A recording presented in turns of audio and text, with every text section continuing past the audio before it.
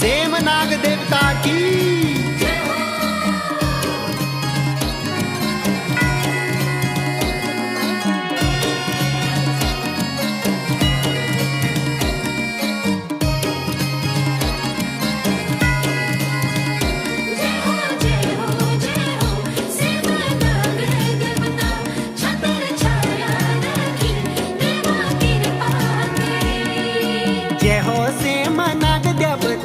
देवा परच्या धारी द्वारिका नारायण तुही नाग दुधाधारी।